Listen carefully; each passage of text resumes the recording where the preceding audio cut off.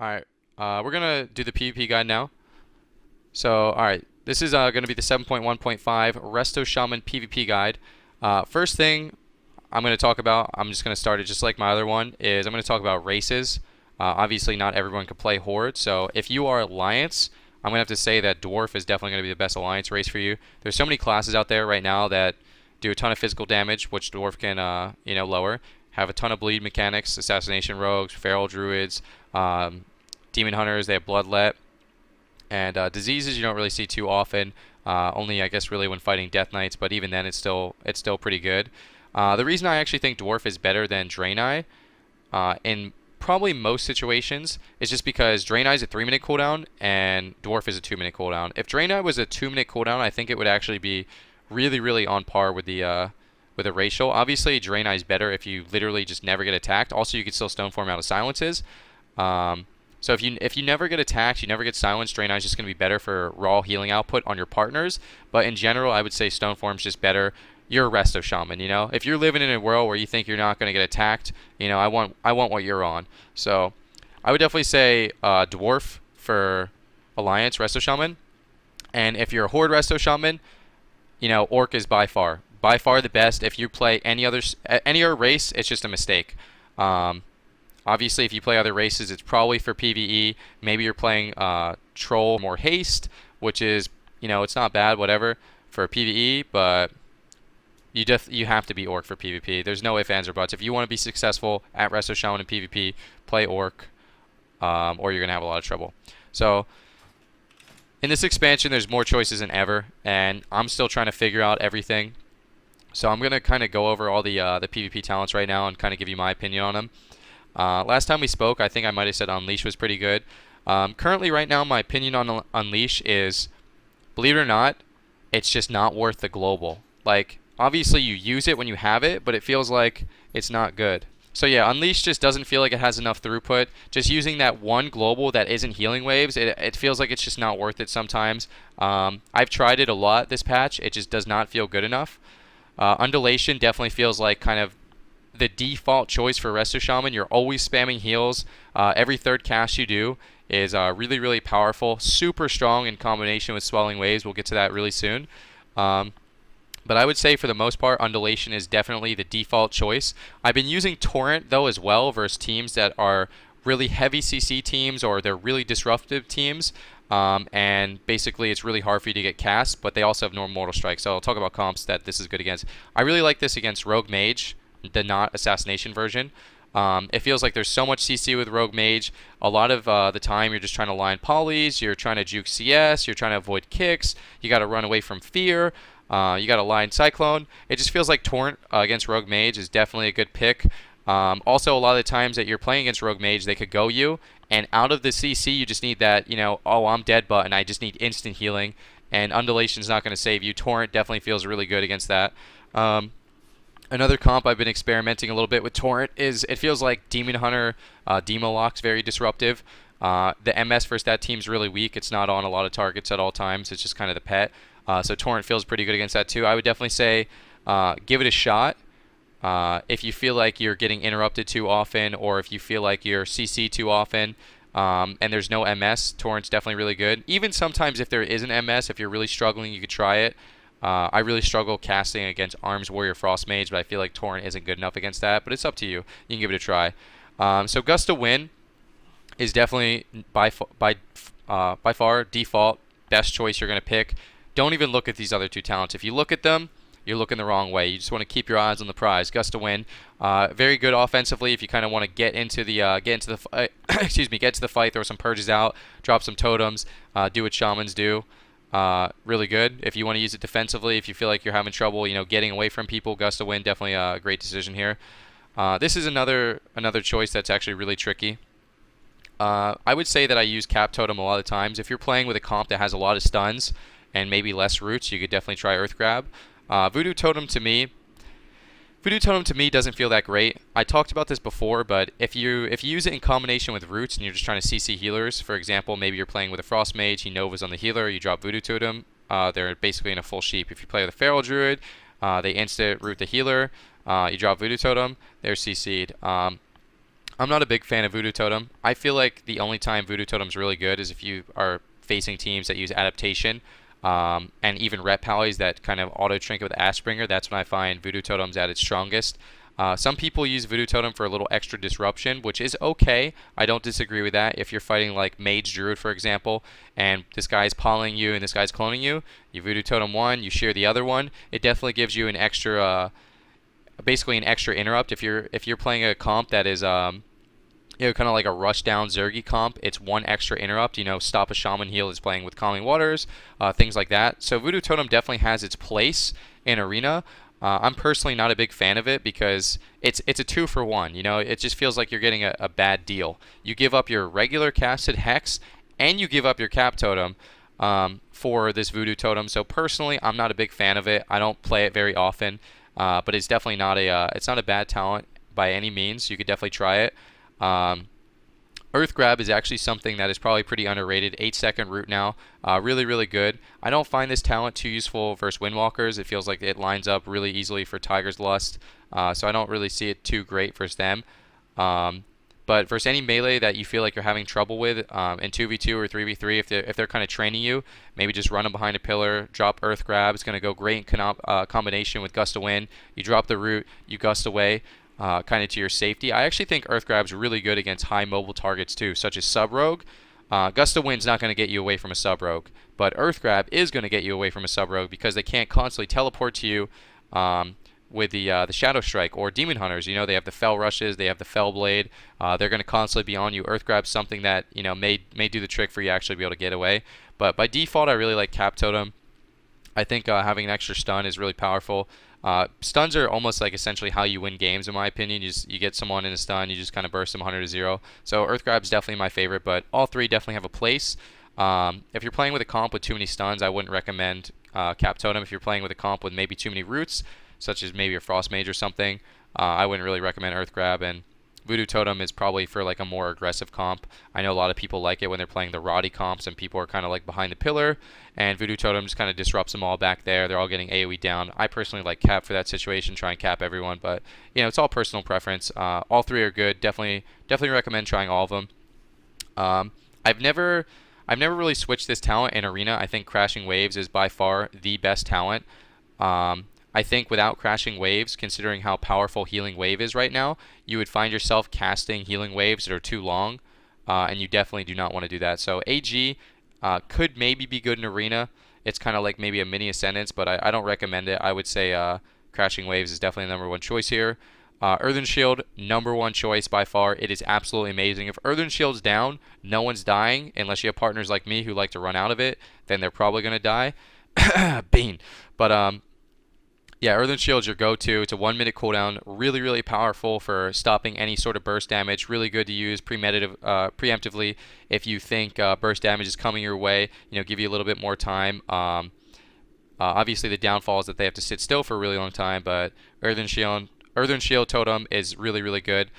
Some people have talked about using Ancestral Protection Totem at lower ratings. I think it's kind of like a one-trick pony.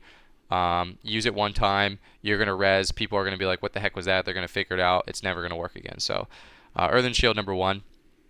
Bottomless Depths is actually something that I've been experimenting with. And if you feel like you have enough throughput versus a team, but you just don't have enough mana to heal through some team's damage, try Bottomless Depths. It's really powerful in terms of healing. So for example, if you're healing against maybe Boomkin Shadow Priest and you're like, man, I can heal through this for 5 minutes and then I'm out of mana, I can't ever get drinks, try Bottomless Depths. It's going to help you with your mana.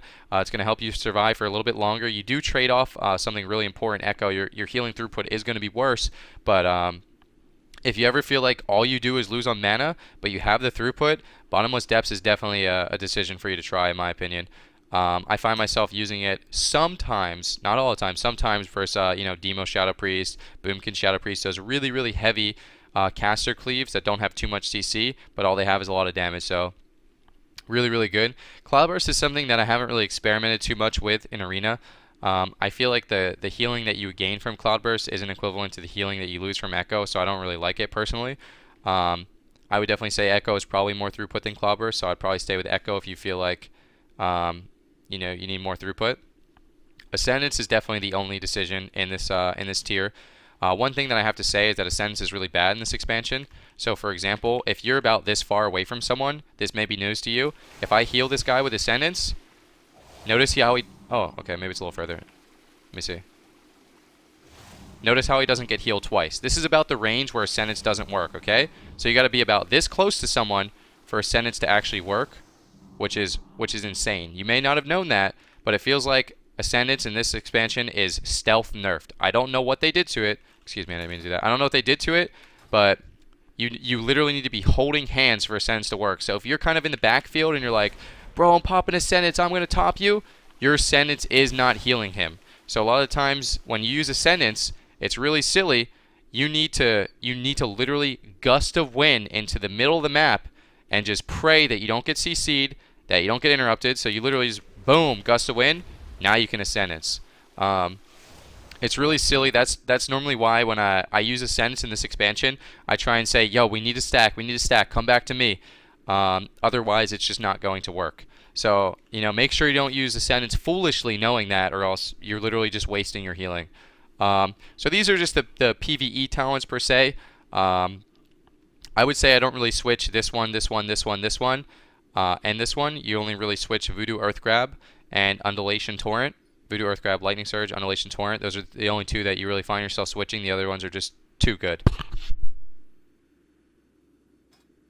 Alright, this is probably going to be the hardest decision for a lot of people in my opinion. So Relentless, really good in those long games where you feel like you're taking a lot of CC, you get CC'd very often. Adaptation, good in kind of the comps that can only CC you every short period of time. And Medallion, really good in those comps where it's like, if I don't break the CC, even if it lasts for 1 second, I'm going to die. I'm trying to think. So versus Medallion, I was using it earlier today against like Turbo Cleave, which is basically Warrior Enhancement Shaman. They pop Bloodlust, they pop Doom Winds, they pop Wind Fury. It feels like it doesn't matter if Relentless is in the game. Like if I just get in-capped into a Stormbolt, my teammate could die.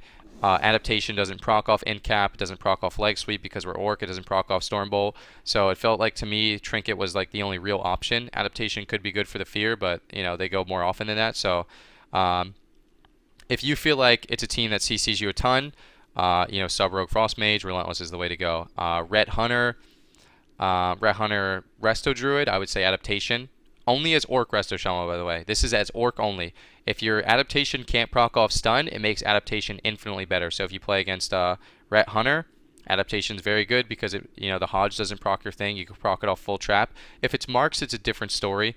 There's so many levels of this that it just gets so crazy. So Marks can scatter and then trap and never proc your Adaptation, in which Relentless will be better. It's a whole mind game.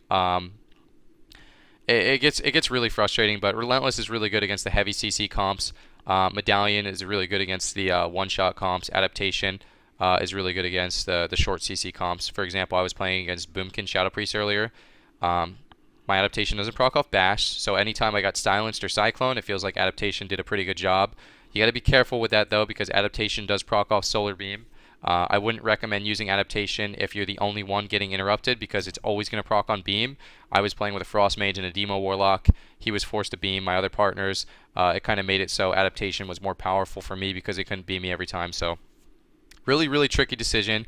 I'm going to say this a lot. It kind of feels like such a cop-out, stupid thing to say, but it's just going to come with experience. If you play against a team and you feel like you're getting, you feel like you need that trinket, you need that break, you need that trinket link for you to win, play Trinket. If you feel like you're playing Trinket and you're just getting CC'd so much, you're ready to rip your hair out, you feel like you have nothing that can save you, you're just CC too often, try Relentless. Like I said, Relentless is default versus Rogue Mage, especially Sub.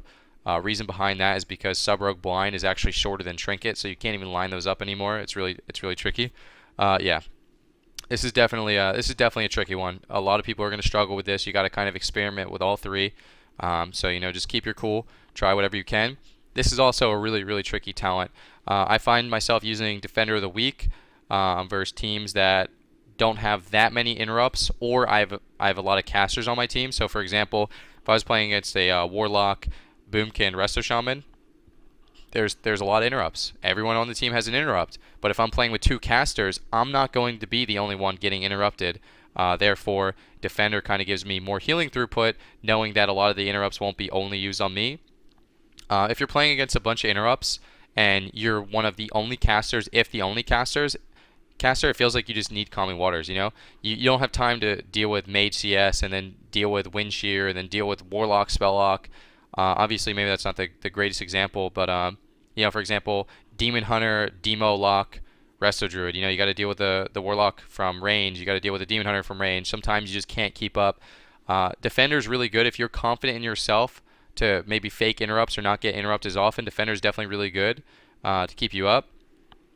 Otherwise, I use Calming Waters quite a bit. It might be a crutch. I may be doing it wrong at this point, but personally, I feel like sometimes you don't have time to fake. You know, sometimes if you get interrupted 2 times in a row, you lose the game. Even if you get interrupted once and you fake the second interrupt just in the downtime of you doing this, your teammate's dead. So the game is very, very fast paced right now. Sometimes it just happens, you know.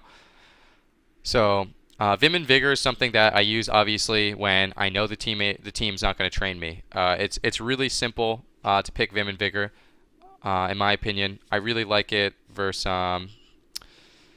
I'm trying to think of an example here. I mean, I guess any team can train you, and Vim and Vigor kind of like puts a target on your back, I guess. But the teams I use Vim and Vigor for are the teams that they can train me, but they'll probably die. So obviously the powerhouse comps for Resto Shaman right now are like Demo Boomkin. If I was fighting Ret Hunter and Ret Hunter went on me and we were playing Demo Boomkin, they would die in 30 seconds. So you play Vim and Vigor, you keep your Druid alive, you keep your Demo alive. They only have the 1 interrupt from range, which is the Hunter kick. So it shouldn't be any problem. Even if you get Hunter kicked, the Calming Waters is less duration than the Hunter cooldown interrupt is. So Calming Waters is not a very good talent. If they train you, you're going to need a little bit of help from the Demo. You're going to need some CC. But Vim and Vigor obviously is a useless talent at that point. But, you know, you're almost like a bait at that point, you know. So Vim and Vigor is going to be used versus teams that don't have many interrupts and teams that aren't necessarily going to attack you. Like I said, it's probably going to be one of those things that you experiment with. Defender of the Week is going to be good against the teams with low amounts of interrupts and obviously AoE.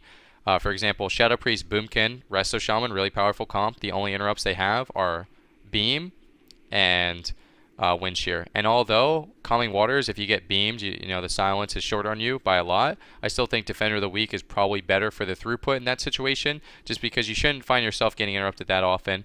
It could definitely hurt you, but you know, having that extra haste, keeping your team top through the downtime of the silence not being up is really, really important. This is a talent tree that is really disappointing in my opinion. Counter-Strike is stealth nerfed. If you guys don't know this, number 1, Counter-Strike, since we last spoken, if you guys have seen my last guide, no longer works behind LOS, so you can't strategically place it. It wasn't really strategic, but it just would zap people from behind pillars. You can't do that anymore, okay? So a totem with 5 HP that is just kind of placed in the middle of the map is going to die to anything and everything.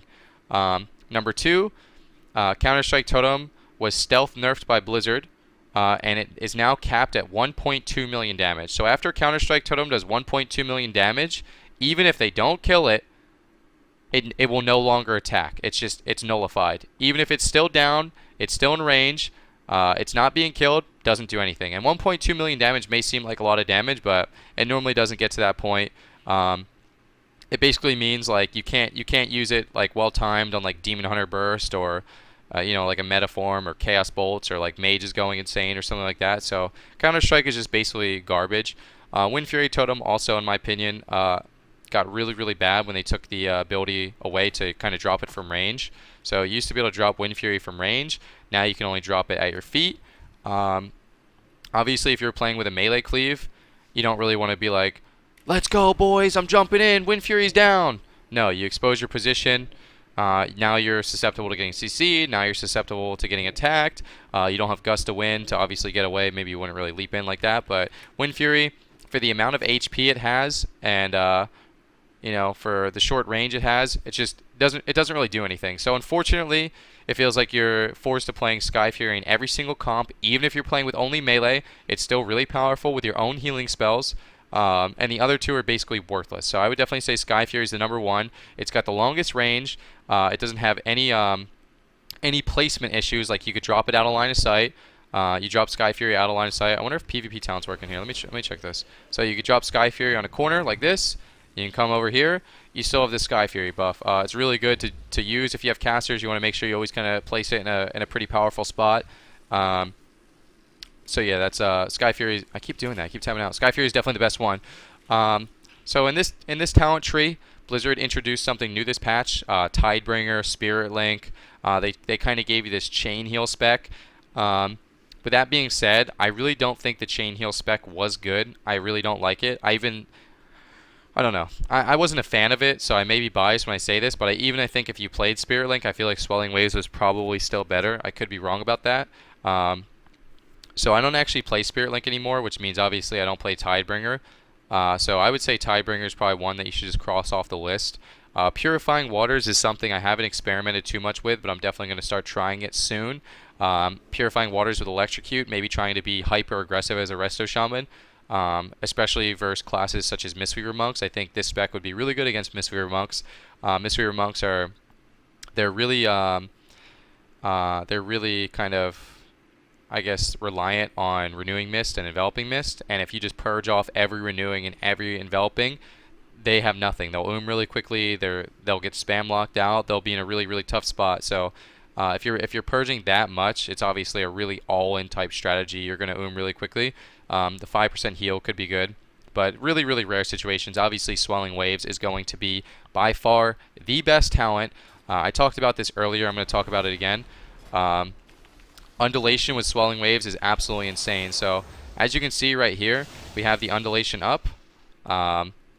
Undulation works with Swelling Waves. So this Healing Surge healed for 1 million, and then the second Swelling Waves heals for 1 million. So anytime you're dealing with some spread pressure or you're dealing with some insane rot or something, if you can use the undulation on yourself with Swelling Waves, it is going to do wonders. Swelling Waves in combination with Sky Fury, if you crit that Healing Surge, it is Craigasm. It is so much healing. You definitely want to make sure that you try and get as many undulation Swelling Waves out on yourself. I know versus some teams, for example, maybe you're fighting rot teams. Maybe you're fighting like rot teams, you're healing waving yourself or whatever.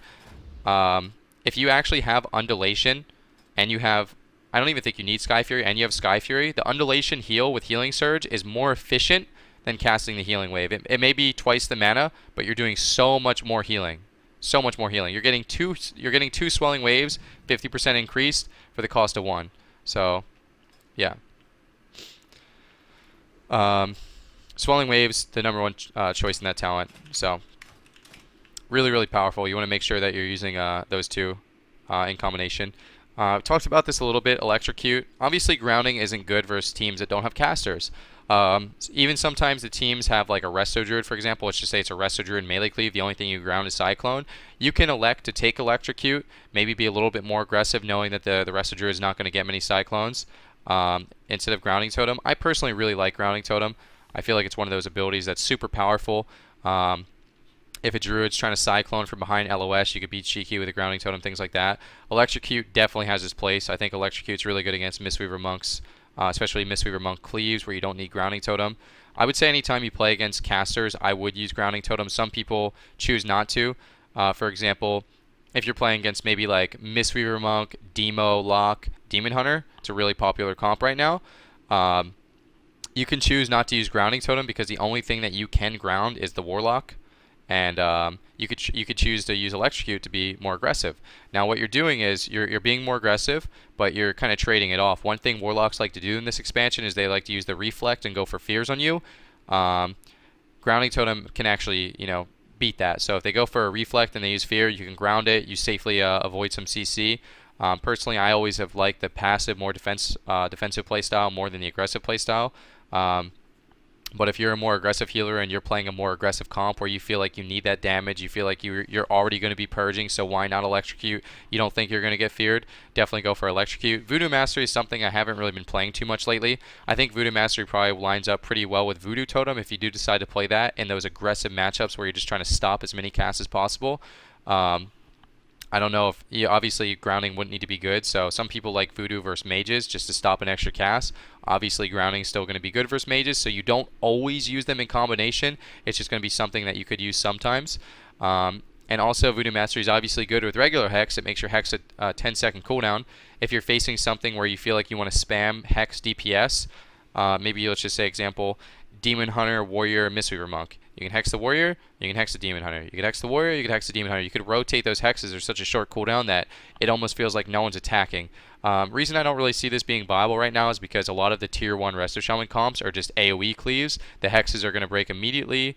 They're not really going to sit basically ever. So I haven't played Voodoo Master in a really long time. I haven't even thought about playing Voodoo Master in a long time. There's a place for it, yes, but it's definitely really rare. So this is actually one that's going to be pretty interesting, and maybe you guys haven't tried this yet, but Rippling Waters, I actually can't switch it. Rippling Waters in combination with Torrent is something that I've been experimenting with, and it's actually a really, really, really solid amount of healing. So you guys probably know that the meta right now, it's really cleavy. Definitely feels like there's a lot of rot pressure coming out. If you feel like you're constantly getting interrupted, if you feel like you can't heal through this AoE pressure, I would say give Rippling Waters and Torrent a chance. It gives you so much instant healing. You cast a lot less. You just basically spam Riptides. You keep your entire team kind of topped off. Defender of the Week is pretty good with it. You get faster globals. It's still really, really good. So obviously don't take Defender if you think calming's necessary, but I've been trying Rippling Waters every once in a while versus Demo Boomkin, Shadow Priest Boomkin, all that good stuff. So it's definitely a must try if you feel like you're dying to those Roddy type comps. I wouldn't necessarily say if you're rotting versus, like, let's just say Ret Hunter has a lot of cleave, you still want Earth Shield for the single target pressure. This is more like a caster rot type thing, so really, really good. But Earth Shield's obviously going to be your default choice. You always want it up on the person that's taking the most damage. It reduces all damage they take by 15%. Does a little bit of healing if they end up proccing it by doing 8% of their health. And it's only got a 5-second cooldown, so you could switch it fairly often. But yeah. So Rippling versus AoE spellcasters, Earth Shield versus like the more single target stuff. And I've only played Spirit Link a few times since the nerf. I don't really think it's that good anymore since the nerf. The mana cost is really, really expensive. The duration's really small. You kind of got to be grouped up for it to work. And then you got to spread out again. I don't think Spirit Link's good. Other people can say otherwise. I haven't tried it. I don't really know any comps I would try it for. Maybe Rogue Mage. I'm not sure. This is something that you guys can experiment with a little bit if you really want to play Tidebringer too. I think if you do play Spirit Link, Tidebringer is probably not better, but you can give Tidebringer a try. So that's all my PvP talents. So let's go ahead and go over to my macros. One thing I wanted to talk to you guys about before we actually go into my macros is this is something that that's actually become available in this expansion, and this is something that has made Resto Shaman gameplay to me feel so much more smooth, and it's something that I would recommend to all you guys out there if you guys are playing Resto Shaman. But the ability to drop totems on your cursor, so instead of trying to click a totem and then click where you want to drop it, it just drops on your cursor. So for example, I'm going to Earthbind this Druid. Earthbind's already down. All I did was I just pressed a button and I dropped Earthbind right where my cursor at. That is something that to me is it's amazing for Resto Shamans this expansion. I would definitely recommend doing it. It's a really, really simple macro. It's kind of like a mouse over macro. It makes everything feel really, really smooth. I want to Earthern right here. Boom. Pressed Earthern, it's down. The second, I'll show you this macro, but the second one drops a raid mark so people know where it's at. But yeah, so that definitely makes Resto Shaman feel really, really good in my opinion. It always felt like a little awkward placing it for me. I didn't like it. So we're going to go over all my macros right now. Just people like seeing my macros. People always have questions about my macros. We're just going to go through all of them one by one. Party Dispel 1. This macro is for enhancement, and Resto, it has a different name.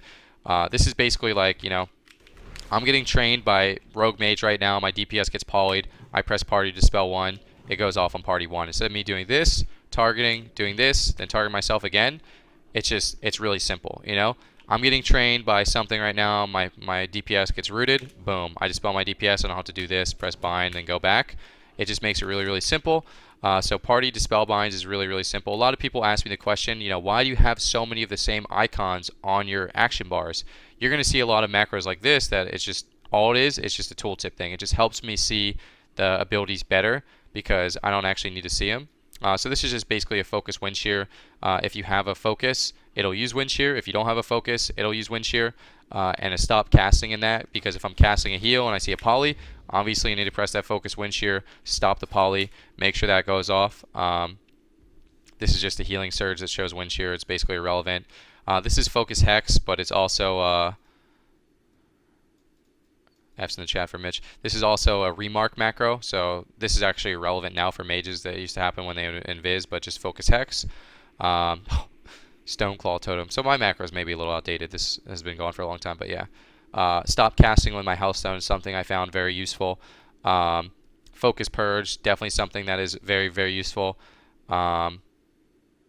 This is a macro I find that comes in very handy, especially in battlegrounds. For example, if you guys like doing BGs or RBGs, you obviously can't have a bind for every single person. You can't have dispel party 1, 2, 3, 4, 5, 6, 7. It just doesn't work like that. So obviously you just need a default keybind for dispel. I'm trying to find an enemy around here, so this macro works, but I can't find any enemies. Everyone's scared of me. But basically what the macro does is if you're targeting a friendly person, it'll use your dispel. If you're targeting an enemy person, it'll use purge. It's a one button press. If anyone played Disc Priest back in the day, it's very similar to that. So I'm going to target this enemy right here.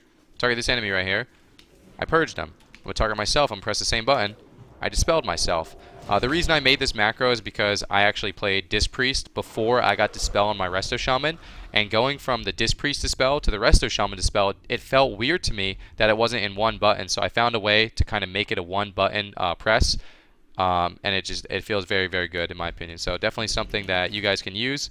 Open up an extra keybind for you. Not that you probably have that problem in Legion. Hashtag stop the prune. This is the same thing. Basically, if you use it offensively, it's Lava Burst. If you use it defensively, it's Chain Heal. Something that is good for PvE, I guess, and PvP. Just, once again, saves you one extra bind. If you target a friendly, it's Chain Heal. Target enemy, it's Lava Burst. This is just a simple Ascendance macro. I have my Blood Fury macroed in with my Ascendance. I have Blood Fury macroed in with my Healing Tide, just for when I need that extra healing. It's just kind of in there. This is a talent macro. So basically, if I spec into Unleash, I don't need this, but that's what the question mark is here. So if I spec into Unleash, it's basically automatically on my bars. It's just a placeholder. Dispel Party 2, same thing as Party 1. That's for Elemental. Dispel Self. So I have Dispel Party 1, Dispel Party 2, and Dispel Self all macroed into 3 separate keybinds. For dispels, I think it's really important. Sheer Arena 1, 2, 3. Very, very important with Resto Shaman. Your interrupts being used so frequently, you can't focus everyone. If you're playing against a comp that has a bunch of casters, you obviously can't always have you can't always be seeing what everyone's casting. So imagine this guy's casting a sheep, this one's casting a cyclone. You press Arena Shear 1, 2, 3, boom, you shut this guy down. Arena Shear 2, you shut this guy down. Arena Shear 3, you shut this guy down. Something that is definitely going to kind of, show the good Resto Shamans from the bad Resto Shamans using their wind shear super effectively. Definitely something that I would say is a must-have at top level Resto Shaman play. I would be really surprised to hear any top Resto Shamans that don't use that. But definitely something that, for me, has been really, really important. This macro right here is something that's really important as well. So obviously, we have the macros where you could just drop totems at your cursor. So we drop this one over here. We drop this one over here. But this right here to me is something that was always really important. Obviously, I still have the Spirit Link that I could place, which comes important. Sometimes, like, I'm in a CC, I come out of CC, I'll be like, yo, guys, stack up, I need a link. I drop a link on them. Let's pretend it's Spirit Link. But this macro right here is basically the old school trinket link macro. So if you're in a CC, you could just trinket, you can press Spirit Link, it drops at your feet. You don't really need to worry about placing your mouse or anything. It's just the oh shit button that will allow you to just drop Spirit Link at your feet. So if you want to drop, Spirit Link at yourself, that's the one. I got to kind of go through these. This is just a wind shear, harm help macro. Nothing too interesting. This is just stop casting with grounding totem. Cast lightning surge. This is actually an outdated macro. I don't use that anymore. Flame shock.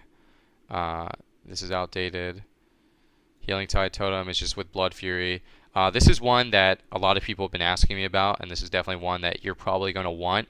And keep in mind that it's only going to work if you're party leader or if you were assist in the raid. So if you go into arena, you want to make sure you have party leader and you switch it, or you get assist in your arena.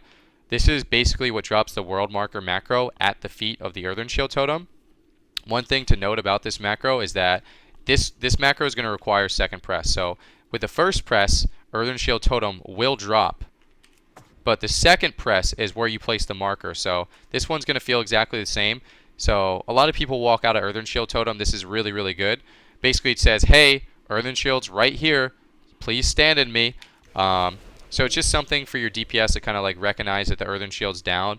I think I have a macro to get rid of it. I don't know. I thought I had a macro to get rid of it. I don't really remember where it's at or what is going on with it, but I don't actually know how to get rid of it. But there is a way to get rid of it if you don't actually like it staying there. It could actually confuse players. I'm trying to figure out what actually happened. What's the I don't even know the. I'll try and get the command to get rid of it. What's the command to get rid of it?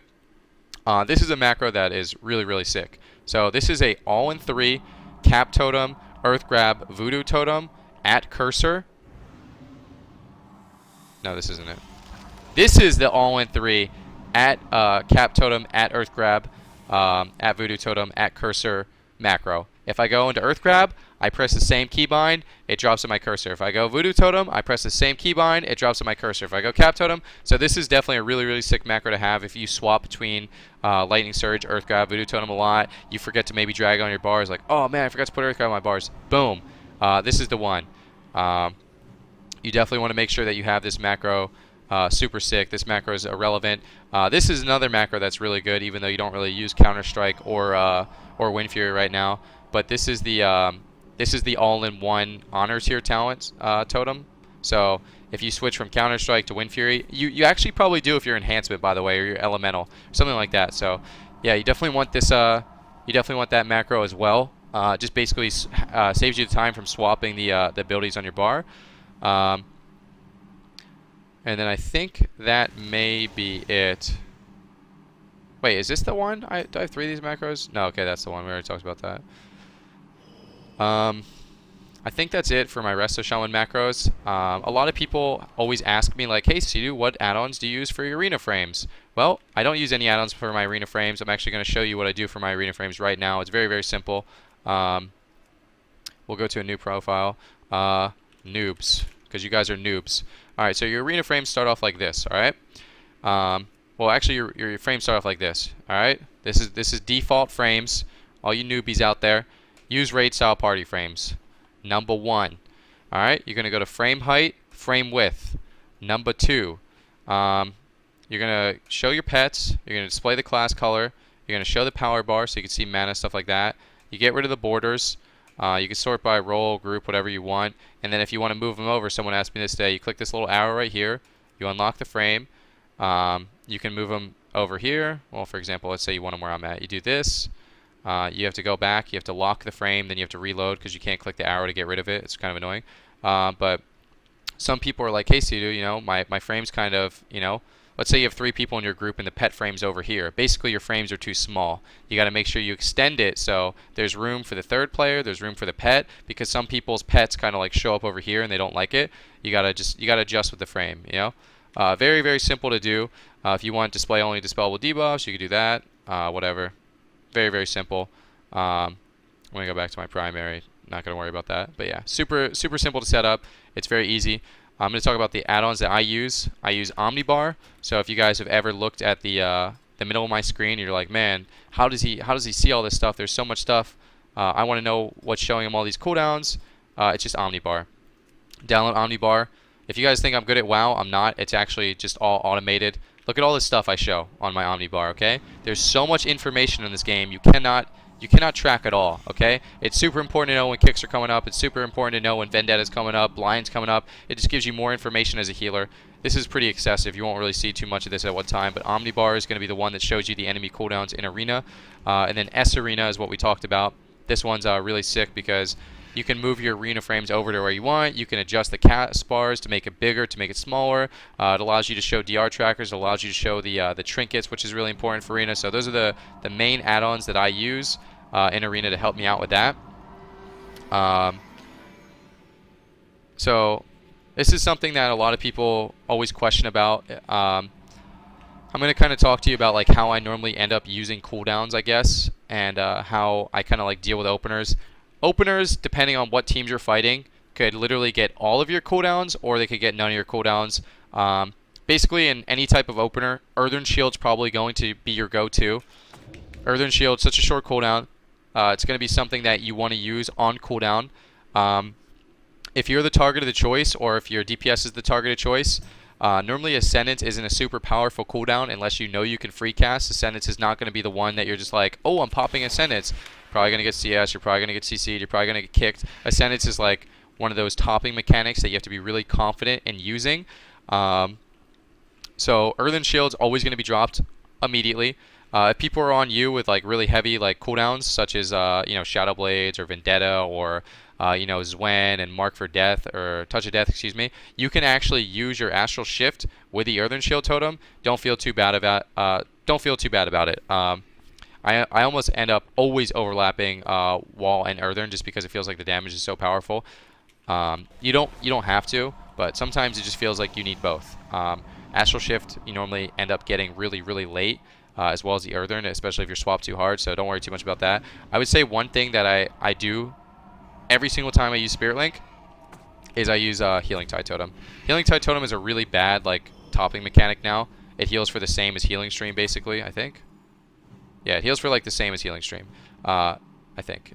Well, I guess when it gets like a cumulative healing, it heals for a little bit more, but so normally you're always going to use Healing Tide immediately after using Spirit Link. Your whole team is obviously going to be taking damage at that point. It's really easy to use Healing Tide at that point. If you're super confident and your team's taking a lot of damage, you can try using Ascendance instead of the Healing Tide. But normally, like when you get a Spirit Link off, it's in a situation where you're not able to cast. You come out of CC, you come out of stun locks. They still have interrupts available. Normally, that instant Healing Tide, get your whole team topped off is much better.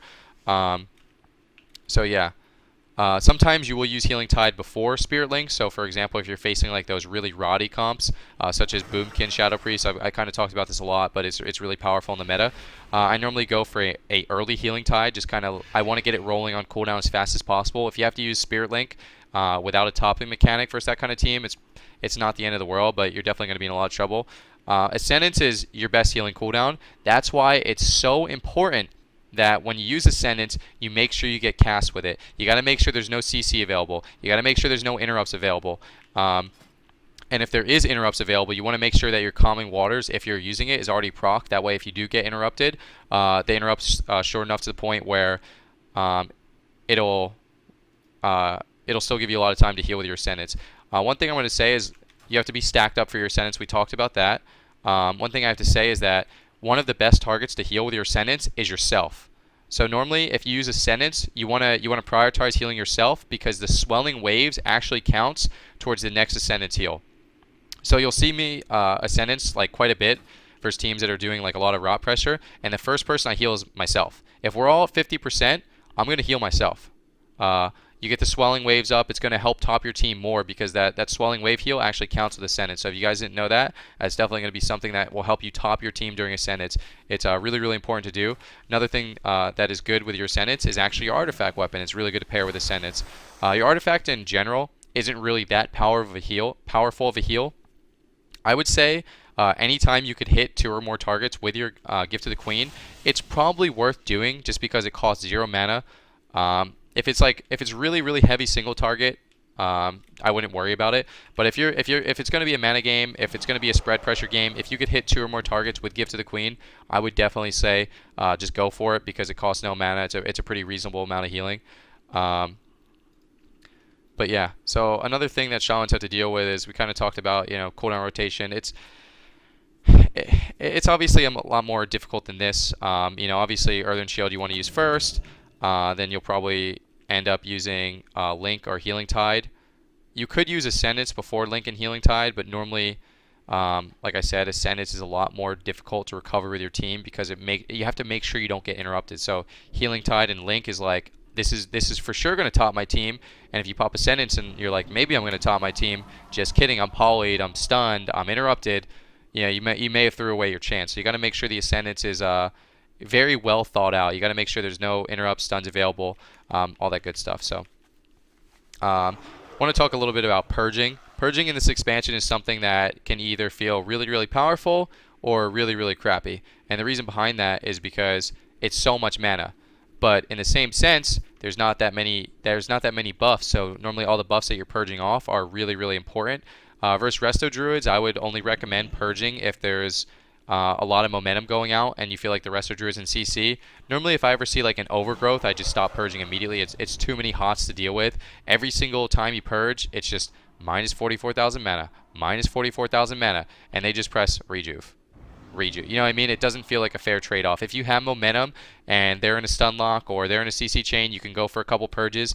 I wouldn't recommend purging into overgrowth. It's not like Kleptomania. Versus Mistweaver Monks, it's really, really good to do.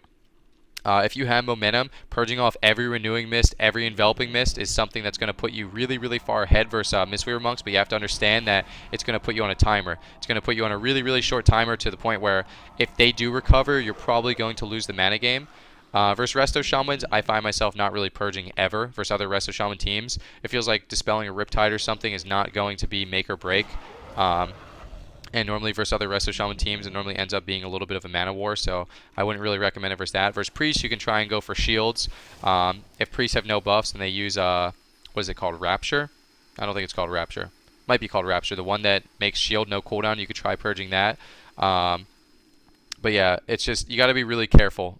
Just know that anytime you purge, you're kind of shortening the length of the game, either offensively because you're going to get a kill, or defensively because you're going to use your mana. So if you're playing a really aggressive comp and you understand, like that's the game plan, you're going to purge, you're going to use everything you have, by all means, boom, go for it. If you know that the game is going to be really long and drawn out, you have to be really, really critical with what you want to purge. Other than that, in terms of just being aggressive, if you're playing Cap Totem, you want to try and make sure you get Cap Totems off CC. I really like, if a team's running away, I'll drop like an Earthbind and a Cap Totem. It's normally good to use them in combination, make sure they don't have the ability to run out. You can drop Cap Totem on top of stuns already, try and stun off stuns. You could drop Cap Totems on top of CCs. When I play with a Demon Hunter, if they in-cap a healer, I try and Cap Totem off that. And your DPS rotation is pretty easy. You throw up some flame shocks, you get those instant lava bursts. In this expansion, it's really hard to be super aggressive, but if you have free time or you get locked on and heal, feel free to throw up a flame shock and some lava burst. Flame shock is fairly expensive on mana, lava burst is not, so you have to be a little bit careful if you feel like it's gonna be a mana game. Flame shock 33,000 mana, yeah, that's quite a bit. So it's actually more than a healing wave. So if you think it's gonna be a long game, it's really not worth using flame shocks. It will definitely chew away your mana. So if you're playing really aggressive and you don't care about mana, by all means go for it.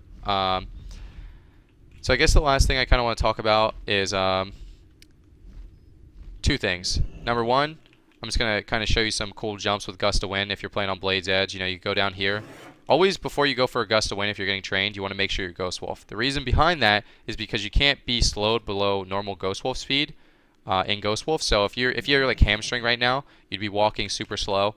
You might miss your jump. But if you go Ghost Wolf and then you jump, you get hella distance. So this is one of the cool jumps you can do in Blade's Edge. You could kind of do the same thing, obviously, with the ramp. The ramp's not here anymore, but you just go over here. You could try and fake people off. If you're on a Z-axis map, you definitely want to try and abuse Gust of Wind as much as you can. On the left side of Blackrook Arena, it's going to be really powerful to jump up on the wall. On Dalaran, if you go down and you jump up, it could be pretty good to save you against melee. Obviously, on Blades, you have a couple jumps you could do. You could even try and fake people off like this, and you could just leap back up. That was almost too far, so you might want to practice that one a little bit. You could definitely fake some melee off, especially at lower ratings if you're trying to get up there. It could be really, really beneficial for you to do. What are some of the other maps? You have you have Dalaran, you have Blade's Edge, you have Blackrook. Is that it? That might be it. But any Z-axis map, you definitely want to go for that on. Now, I want to kind of talk to you about the comps that have been the most successful this season for Resto Shaman. Kind of like the Tier 1 comps. I would say the Tier 1 comps are definitely Shadow Priest Demo Warlock Boomkin, Shadow Priest, Boomkin. Those are, I would say, the tier 1 Resto Shaman comps right now. The playstyle for Resto Shaman in that comp is just very, very passive. Let your teammates do all the work. Eventually, you're going to rot people down. The rot meta is really, really crazy right now for Resto Shamans. You're just going to kind of casually just knock them down. You can go for cap totems off mind bombs. You can go cap totems off clones, off bashes. You definitely want a Sky Fury when they have bursts. The synergy is just really, really powerful. They have a lot of defenses for you. You have a lot of defenses for them. You just kind of want to talk about how you're going to use those rotations. You know, when do you want to use the Fel Lord? When do you want to use the Disperse? Things like that. So rotate cooldowns as well as you can. I'm trying to think of some other comps. I think Demo, Warlock, Demon Hunter, Resto Shaman's a decent one. I don't think it's better than Resto Druid, but you could definitely fit in for that. Ret Hunter, Resto Shaman's a decent one.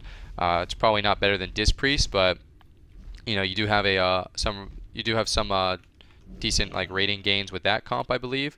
But yeah, I would say those are the tier 1 comps. There's other comps that could definitely work. For example, I was playing Frost Mage, Demo, Warlock, Resto Shaman. You don't need to play a tier 1 comp to be successful, but the tier 1 comps will definitely help you guys. So that's actually it for the Resto Shaman guide. So I hope you guys learned a lot from that. You know, if any questions or anything, feel free to come to the stream and ask me. And much love. All right. So obviously you guys are watching the stream, but this is going up on YouTube. So yeah, do you feel like there's anything I forgot or any questions you have? Feel free to ask them right now. But yeah.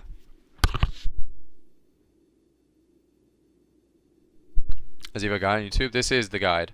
I actually think that it's going to be time to cook here. So I think Cass is actually getting ready. So I'm going to take a couple questions. I missed a couple subs while I was doing this. Passive Rush, Holy Pally Lol, FNA, and Vipus. Appreciate the subs, resubs.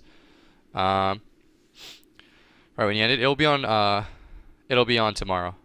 But yeah, can you replace Demolox with Affliction? Demolox just absolutely better, man. It's so much better. Raid frame order. Oh, excuse me.